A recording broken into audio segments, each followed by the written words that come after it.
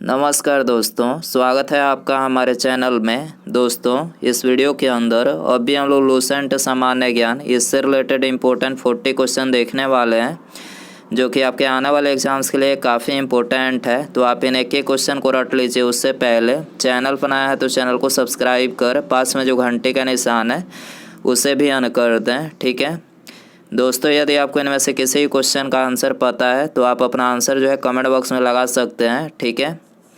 तो देखिए यहाँ पर हमारा पहला क्वेश्चन है, संविधान की प्रस्तावना में भारत को निम्नलिखित में से क्या कहा गया है। तो देखिए संविधान की प्रस्तावना में भारत को ये संप्रभुता, समाजवादी, धर्मनिरपेक्ष और लोकतांत्रिक गणराज्य जो है बोला गया है, ठीक है। आंसर हो जाएगा ऑप्शन ए। इसके अलावा भारतीय संविधान की आत्मा या फिर कुंजी किसे बोला जाता है, तो ये बोला जाता है प्रस्तावना को। और भारतीय संविधान के निर्माताओं ने सबसे विशेष जोर किस पर दिया था, तो ये दिया था प्रस्तावना पर है, ठीक है। आपको याद रखना है। क्वेश्चन नंबर 2 है,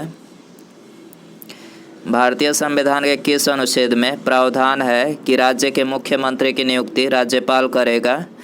तो देखिए करेक्ट आंसर ऑप्शन ए हो जाएगा अनुच्छेद 164 में, ठीक है। अनुच्छेद 164 में ये प्रावधान है कि राज्य के मुख्यमंत्री की नियुक्ति जो है ये राज्यपाल करेगा, ठीक है। इसके अलावा यदि हम बात करें अनुच्छेद 166 की, तो देखिए इसमें जो है राज्य सरकार के कार्यों का संचालन का प्रावधान है। राज्य सरकार के कार्यों के संचालन का प्रावधान है अनुच्छेद 167। इसमें जो है राज्यपाल को जानकारी आदि के संबंध में प्रावधान है। और अनुच्छेद 155, ठीक है, इसमें जो है राज्यपाल की नियुक्ति का प्रावधान है, ठीक है। आपको याद रखना है। क्वेश्चन नंबर 3 है, निम्नलिखित में से कौन सा अंग मानव शरीर के विभिन्न भागों में ऑक्सीजन को प्रवाहित करता है। तो देखिए करेक्ट आंसर ऑप्शन ए हो जाएगा लाल रक्त कोशिकाएं, ठीक है। लाल रक्त कोशिकाएं जो होता है ये शरीर के विभिन्न भागों में ऑक्सीजन को प्रवाहित करता है।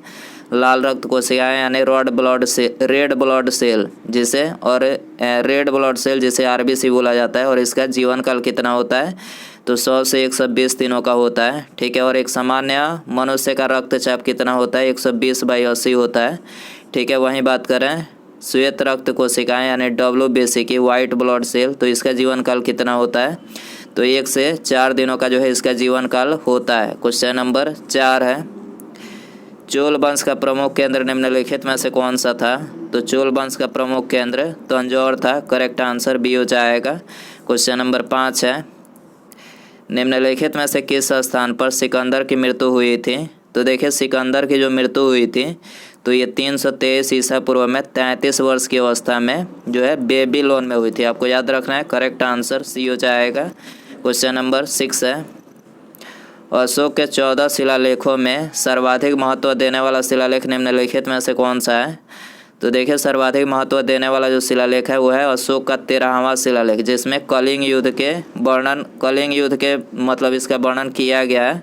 आंसर हो जाएगा ऑप्शन डी। क्वेश्चन नंबर 7 है, कैबिनेट शब्द का उल्लेख संविधान के निम्नलिखित अनुच्छेदों में से किस में किया गया है। देखिए कैबिनेट यानी मंत्रिमंडल, ठीक है। मंत्रिमंडल शब्द का उल्लेख जो है किस अनुच्छेद में किया गया है, तो ये किया गया अनुच्छेद 352 में, ठीक है। आपको याद रखना है। करेक्ट आंसर सी हो जाएगा। क्वेश्चन नंबर 8 है, कुतुब मीनार का निर्माण किसके कार्यकाल में पूरा हुआ था।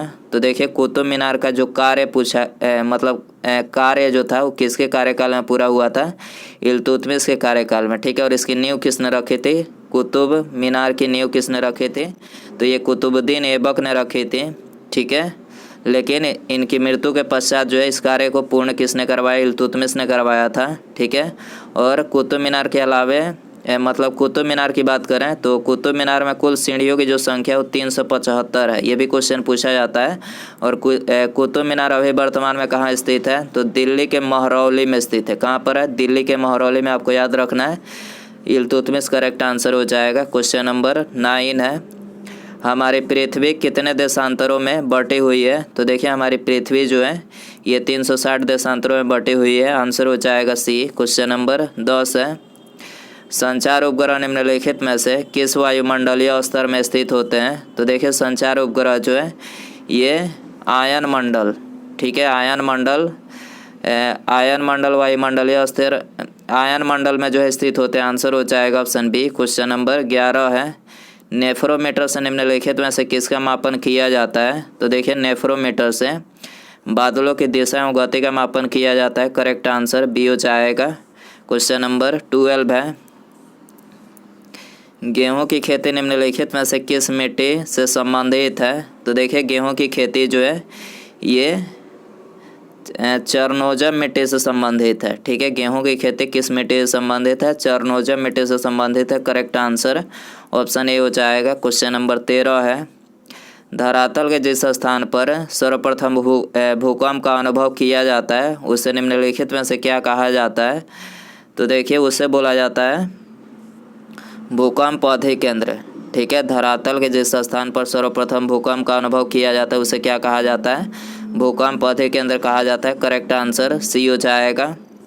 क्वेश्चन नंबर 14 है, निम्नलिखित में से कौन सा एक सुमेलित नहीं है? तो देखिए आपको इन चारों में बताना है कि इनमें से कौन सा जो है मतलब एक सुमेलित नहीं है। पहला ही जो है सुमेलित नहीं है, कथक जो ये कर्नाटक का नृत्य नहीं है। ये कहाँ का नृत्य है? तो देखिए कथक उत्तर भारत का नृत्य है। ठीक है, उत्तर भारत का नृत्य है, आपको याद रखना है। बाकी तीनों करेक्ट है। कथकली केरल का है, कुचिपुड़ी आंध्र प्रदेश का है और ओडिसी जो है उड़ीसा का है। ठीक है, आपको याद रखना है। क्वेश्चन नंबर 15 है, राष्ट्रीय ध्वज को आधिकारिक रूप से कब मान्यता मिली? तो आधिकारिक रूप से 22 जुलाई 1947 को मान्यता मिली।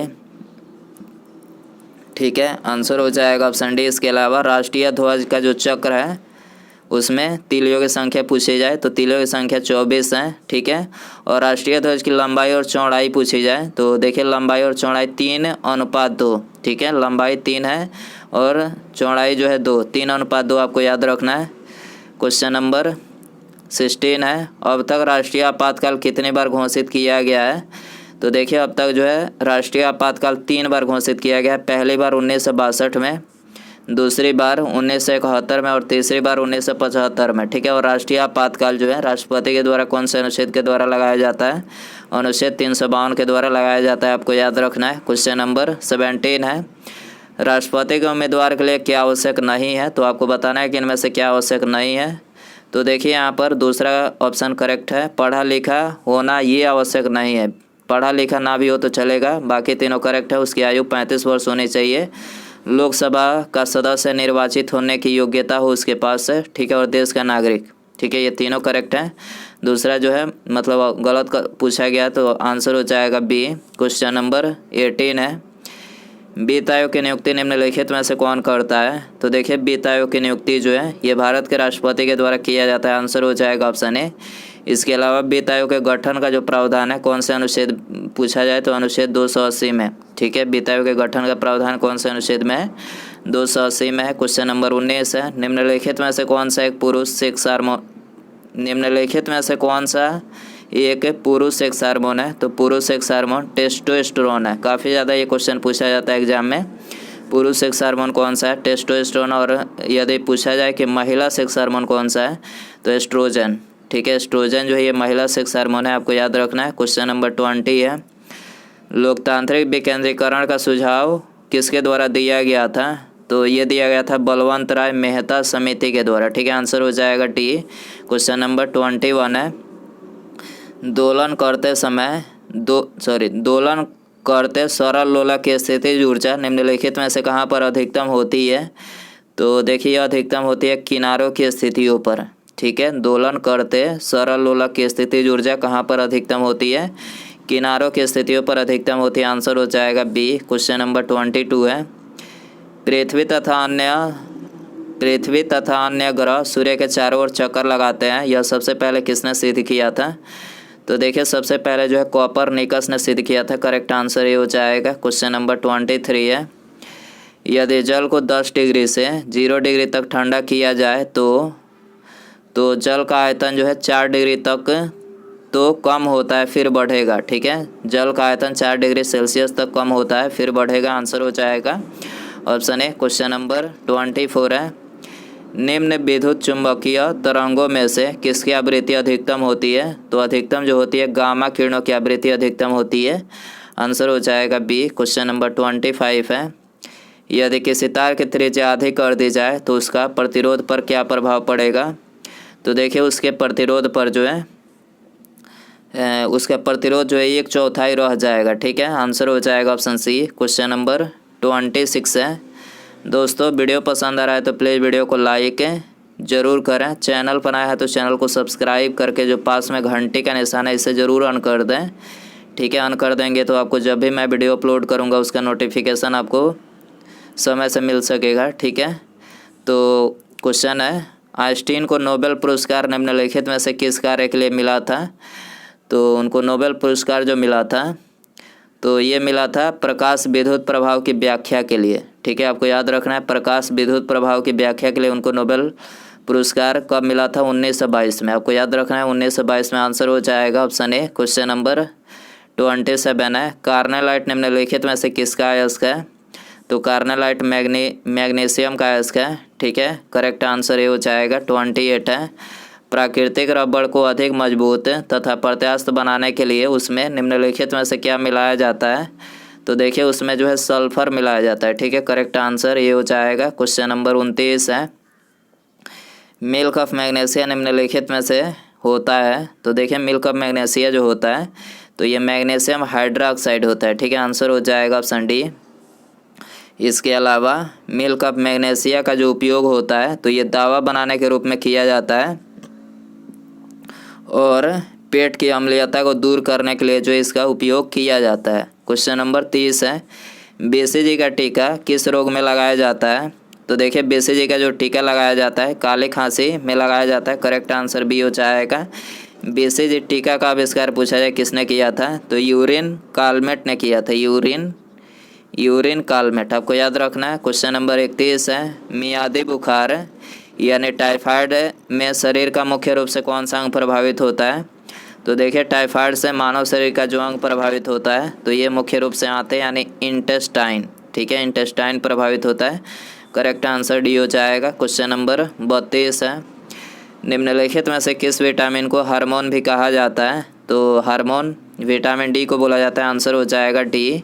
क्वेश्चन नंबर 33 है। निम्नलिखित में से किन पहाड़ियों पर उष्णकटिबंधीय सदाबहार वन पाए जाते हैं।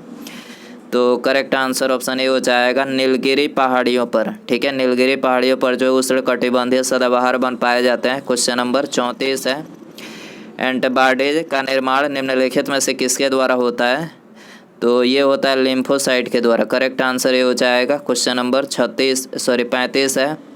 दृष्टिपटल यानी रेटिना पर जो चित्र बनता है तो वह वस्तु से छोटा होता है तथा वह उल्टा। ठीक है, वह वस्तु से छोटा होता है तथा उल्टा। ठीक है, दृष्टिपटल यानी रेटिना पर जो चित्र बनता है वस्तु से छोटा वह उल्टा। आंसर हो जाएगा सी। क्वेश्चन नंबर 36 है। आधार संबंधी याचिकाओं की सुनवाई के लिए कितने जजों की संविधान पीठ बनाई गई है। तो ये 5 जजों की संविधान पीठ बनाई गई है। करेक्ट आंसर ये हो जाएगा। सूर्योदय का देश के नाम से कौन से देश को जाना जाता है। तो सर्वोदय के देश के नाम से जो है ये जाना जाता है जापान को। ठीक है, करेक्ट आंसर बी हो जाएगा। क्वेश्चन नंबर 38 है। एक सामान्य व्यक्ति के 100 मिलीलीटर रक्त में रक्त कोलेस्ट्रॉल का स्तर निम्नलिखित में से किसके बीच होता है। तो रक्त कोलेस्ट्रॉल का जो स्तर होता है 150 और 200 मिलीग्राम के बीच में होता है। करेक्ट आंसर डी हो जाएगा। क्वेश्चन नंबर 39 है। निम्नलिखित में से किस राज्य को अत्यधिक कुपोषण के कारण भारत का इथोपिया कहा जाता है। निम्नलिखित में से किस राज्य को अत्यधिक कुपोषण के कारण भारत का इथोपिया कहा जाता है। तो देखिए ये बोला जाता है मध्य प्रदेश राज्य को। करेक्ट आंसर बी हो जाएगा। क्वेश्चन नंबर 40 है। वह नदी कौन सी है जो पश्चिम में अरब सागर की ओर नहीं बहती है। तो कौन सी नदी है। कावेरी। ठीक है, कावेरी नदी जो है पश्चिम में अरब सागर की ओर नहीं बहती। आंसर हो जाएगा डी। उसके बाद यहाँ पर हमारा अगला क्वेश्चन है। पार्ले जी किस देश की कंपनी है। पार्ले जी जो बिस्किट बनाती है तो ये कौन से देश की कंपनी है। तो ये है भारत देश की कंपनी। आंसर हो जाएगा ऑप्शन ए। तो दोस्तों ये था लूसेंट सामान्य ज्ञान इससे related important 40 question. I hope कि वीडियो पसंद आया रहेगा। पसंद आए तो वीडियो को लाइक चैनल पर आया है तो चैनल को सब्सक्राइब करके बेल आइकन जो है पास में घंटी का निशान है उसे ज़रूर ऑन कर दें। ठीक है, मिलते हैं अगले वीडियो में। नमस्कार, जय हिंद, जय भारत।